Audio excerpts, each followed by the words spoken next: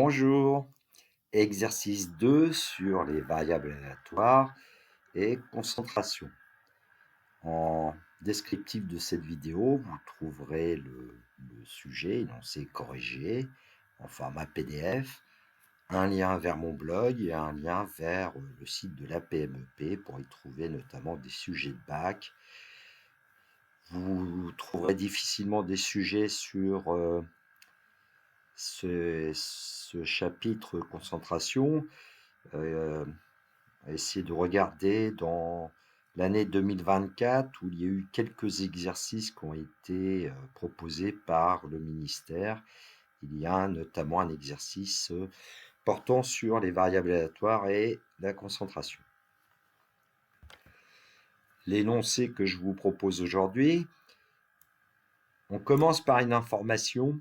Soit grand X une variable aléatoire, A et B sont deux réels tels que A est différent de 0. On nous dit que E de AX plus B est égal à A E de X plus B, V de AX plus B égale A carré V de X. Évidemment, E de X est l'espérance mathématique de grand X, V de grand X et la variance de grand X. Alors, dans votre cours de terminale, a priori, il n'y a pas le plus B ici. C'est bien dommage puisqu'il y a des exercices que nous pouvons traiter à l'aide de ces propriétés. Un QCM comporte 60 questions. Chaque question possède 4 réponses possibles dont une seule est exacte. Diego répond à toutes les questions de ce QCM. On considère qu'à chaque question, Diego a 4 chances sur 5 de donner la bonne réponse. Question 1. Grand X est la variable aléatoire donnant le nombre de bonnes réponses de Diego. Petit a, déterminer la loi de probabilité de la variable aléatoire grand X. Petit b, calculer l'espérance mathématique de grand X, notez E de X. Calculer la variance de grand X, notez V de grand X. Question c. Calculer la probabilité que Diego donne 50 bonnes réponses. On donnera l'arrondi à 10-3. Question D. Calculer la probabilité que grand X soit compris entre 44 et 52. On donnera l'arrondi à 10-3. Question 2. Une réponse correcte au QCM fait gagner 3 points. Une réponse incorrecte au QCM fait perdre 1 point. Grand S est la variable aléatoire donnant le nombre de points obtenus par Diego à l'issue du QCM. Petit a, justifier que grand S égale 4 grand X moins 60. Petit b, montrer que l'espérance mathématique de S, notée E de S, est égale à 132. Montrer que la variance de S, notée V de S, est égale à 153,6. En utilisant l'inégalité de bien-aimé de Chebyshev, déterminer un minorant de la probabilité de valeur absolue de S moins 132 inférieure strictement à 20. Dans les énoncés, c'est pas toujours dit qu'on utilise l'inégalité de bien-aimé de Chebyshev. Petit d, justifier que la probabilité que la valeur absolue de S moins 132 soit strictement inférieure à 20 est égale à la probabilité que grand X soit compris entre 44 et 52. Les résultats obtenus dans les questions 1C et 2C sont-ils cohérents? Correction. Déterminer la loi de probabilité de la variable aléatoire grand X. Donc, on rappelle que grand X est la variable aléatoire donnant le nombre de bonnes réponses de Diego. Eh bien, on peut dire que l'expérience aléatoire est la répétition de n égale 60 épreuves identiques et indépendantes. Chaque épreuve possède 2 résultats possibles. Le succès, Diego donne une réponse correcte de probabilité petit p égale 0,8. L'échec, Diego donne une réponse incorrecte de probabilité 1 moins p égale 0,2. Alors pourquoi 0,8? Puisqu'on a dit qu'à chaque question, Diego a 4 chances sur 5 de donner la bonne réponse et 4 cinquièmes est égal à 0,8. On est en présence d'un schéma de Bernoulli. Grand X est la variable aléatoire donnant le nombre de succès, donc grand X suit la loi binomiale de paramètres petit n égale 60 et petit p égale 0,8. On en profite pour donner la probabilité que grand X prenne la valeur k quand k est un entier compris entre 0 et n. Donc on a k parmi n multiplié par petit p, la probabilité de succès, la puissance, le nombre de succès petit k, multiplié par la probabilité d'échec à la puissance, le nombre d'échecs, n-k. Il y a k succès parmi n épreuves, donc n-k échecs. On remplace n par 60. On obtient que pour tout entier k compris entre 0 et 60, la probabilité que grand X prenne la valeur k est égale à k parmi 60 multiplié par 0,8 à la puissance k multiplié par 0,2 à la puissance 60 moins k. Bien évidemment, on ne va pas effectuer les 61 calculs de probabilité. Passons à la question 1b. Calculer l'espérance mathématique de grand X, notez E de grand X. Calculer la variance de grand X, notez V de grand X. On rappelle que grand X suit la loi binomiale de paramètres petit n et petit p. Donc, d'après le cours, on sait que E de x égale n fois p. Donc, E de x égale 60 fois 0,8. Donc, E de x égale 48. Donc, en moyenne, Diego va répondre correctement à 48 questions sur 60. Grand X suit la loi binomiale de paramètres n et p, donc on sait que la variance de grand X, c'est n, p, facteur de 1 moins p. N, nombre d'épreuves, p, probabilité de succès, 1 moins p, probabilité d'échec. On applique numériquement, on obtient 60 fois 0,8 fois 0,2, c'est-à-dire que V de x est égal à 9,6. Question 1c, calculer la probabilité que Diego donne 50 bonnes réponses. On donnera l'arrondi à 10,3. Bon, ben, la probabilité que grand X égale 50 est égale à 50 parmi 60 multiplié par 0,8 à la puissance 50 multiplié par 0,2 à la puissance 10. À l'aide d'une calculatrice, nous obtenons que la probabilité que grand X prenne la valeur 50 est environ égale à 0,110, qui est l'arrondi à 10,3. Une vérification avec un logiciel qui s'appelle PYQRS. On voit que pour grand X égale 50, symbolisé par un bâton blanc, on obtient une probabilité proche de 0,1102, ce qui nous donne bien une probabilité de 0,110 environ. Question 1D. Calculer la probabilité que grand X soit comprise entre 44 et 52. On donnera l'arrondi à 10-3. Alors ici, la probabilité que grand X soit comprise entre 44 et 52, c'est la probabilité que grand X soit inférieur ou égal à 52, moins, attention, la probabilité que grand X soit inférieur ou égal à 43. On est obligé d'écrire cette expression puisque les calculatrices, a priori, ne calculent que les probabilités que grand X prenne une valeur k ou les probabilités que grand X soit inférieur ou égal à k. À l'aide d'une calculatrice, on trouve que la probabilité que 44 soit inférieur ou égal à grand X inférieur ou égal à 52 est environ égale à 0,856. Une vérification avec le logiciel PYQRS. En fait, sur l'écran, c'est symbolisé par les petits bâtons blancs. Donc, entre 44 et 52, le logiciel donne 0,8558, qui nous donne bien 0,856 comme arrondi à 10-3 de la probabilité demandée. Voilà la page d'accueil du logiciel PYQRS. Donc à gauche, distribution, nous allons choisir binomial. Petit n ici, 60 questions. La probabilité petit p que Diego réponde bien, attention 0,8. Sur la page de droite, on demande le nombre de décimales. Pour les valeurs possibles, on va prendre 0 décimales. Pour les probabilités, on va prendre 4, comme ça on aura l'arrondi ensuite à 10 puissance moins 3. Dans le petit bandeau à droite, on prend PMF. Et en général, le logiciel se place au niveau du plus long bâton quand il y en a un. Parfois, il peut y en avoir deux d'ailleurs. En tout cas, ici, c'est placé à 48. 48, c'est l'espérance mathématique de grand X.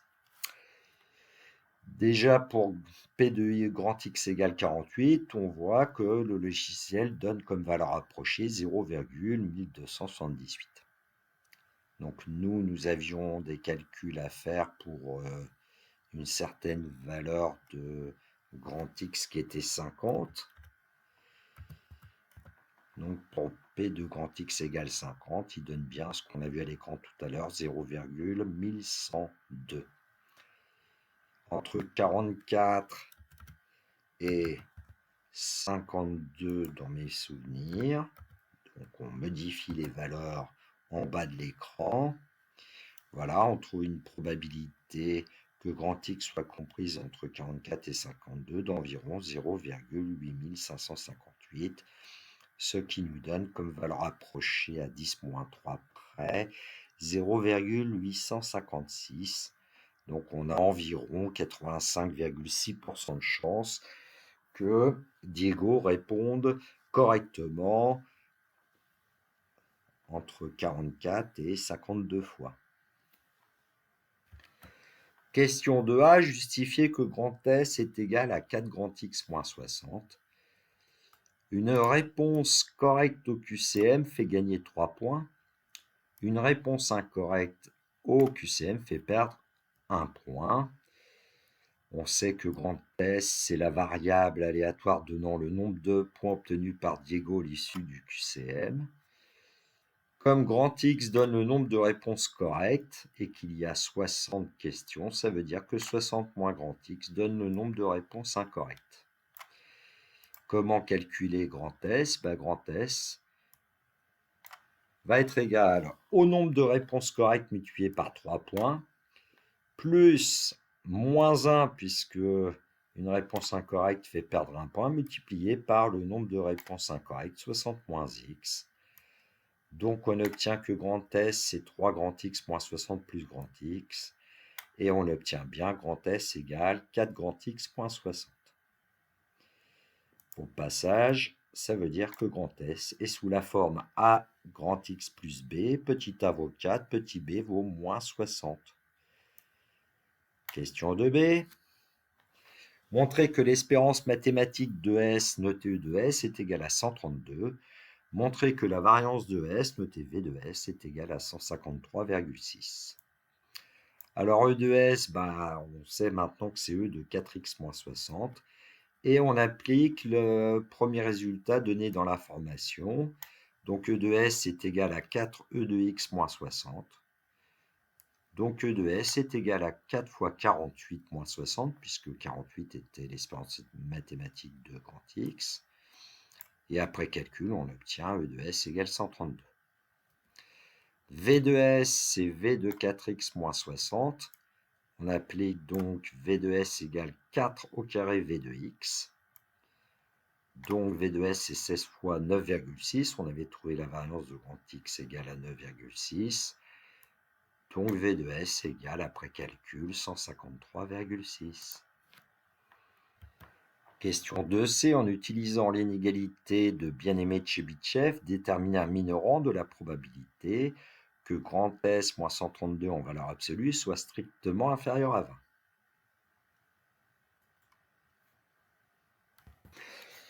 D'après l'inégalité de bien-aimé de Chebyshev, on sait que la probabilité que valeur absolue de grand S moins E de S supérieure ou égale à 20 est inférieure ou égale à la variance de S divisée par 20 au carré. nous voulons l'événement contraire. Donc, nous allons utiliser le fait que la probabilité d'un événement, c'est 1 moins la probabilité de son événement contraire. Je rappelle que E de S, c'est égal à 132, donc je remplace E de S par 132. Et puis V de S, c'était 153,6, et 20 au carré, c'est 400.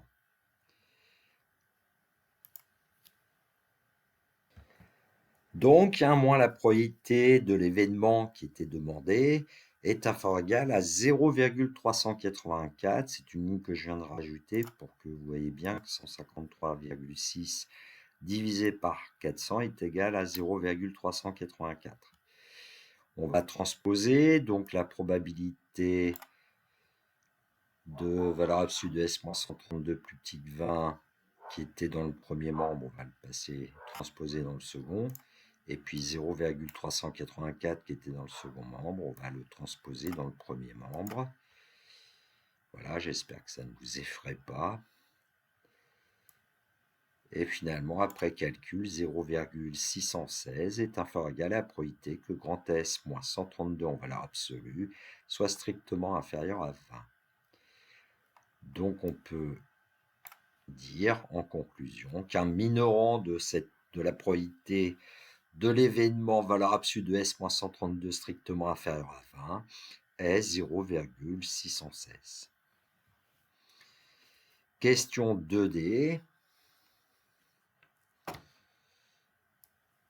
Justifier que la probabilité que S moins 132 en valeur absolue soit strictement inférieure à 20 est égale à la probabilité que grand X soit comprise entre 44 et 52. Les résultats obtenus dans les questions 1C et 2C sont-ils cohérents?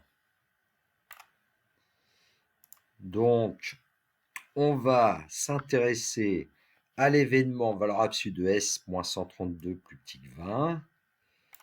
On va se débarrasser de la valeur absolue. Donc, je vous conseille d'aller voir la vidéo que j'ai faite sur la valeur absolue.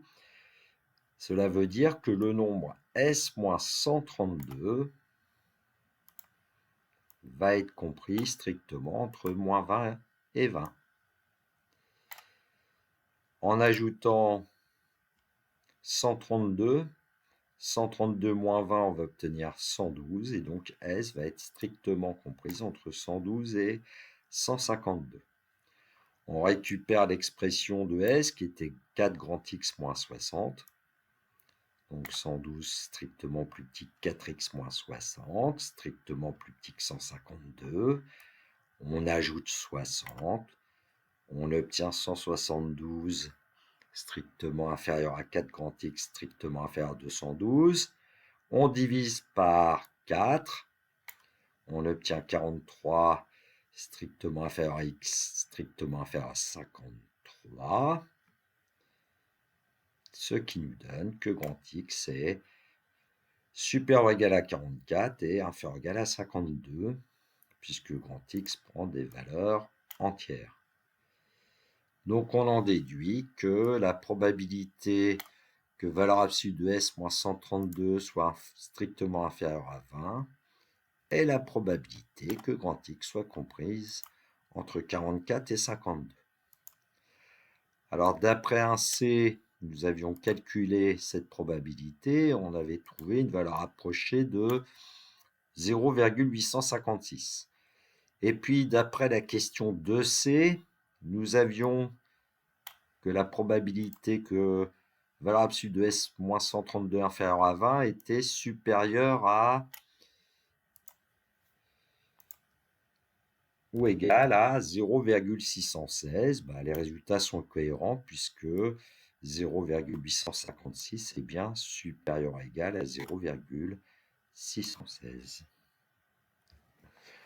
Pour l'information, je peux vous dire que dans la vidéo variable aléatoire complément que j'ai faite récemment, il y a la démonstration des deux propriétés qui sont données ici, puisqu'elles n'apparaissent pas véritablement dans le programme de terminale, ce qui est bien dommage, selon moi. Dans cette vidéo, j'avais dit que je ne donnais pas d'exemple concernant la variable aléatoire a grand X plus b. Ici, vous avez un exercice qui utilise cette transformation affine de grand X, puisque a grand X plus b est une transformation affine de grand X. Je voudrais rendre hommage à un grand compositeur, musicien, Michel Berger. Le prénom du texte, Diego, n'est pas choisi au hasard par la personne qui vous parle.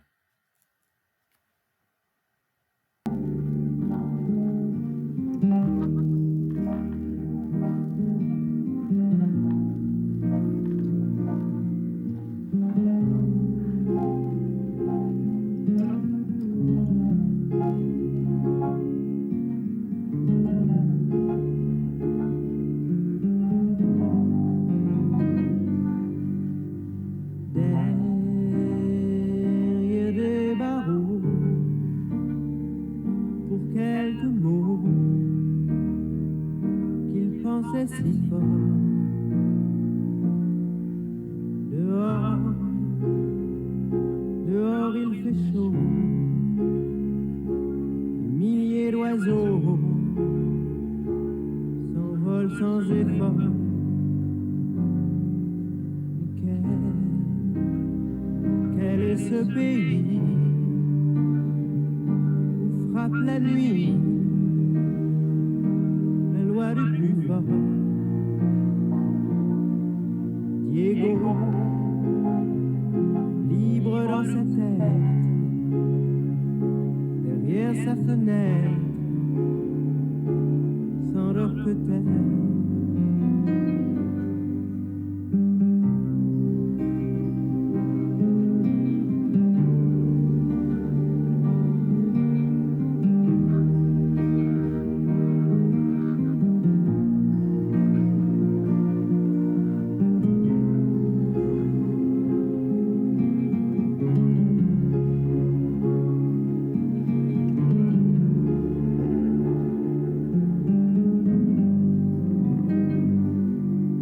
Et moi, qui danse ma vie, qui chante et qui rit, je pense à lui. Diego, libre dans sa tête, derrière sa fenêtre, déjà mort peut-être.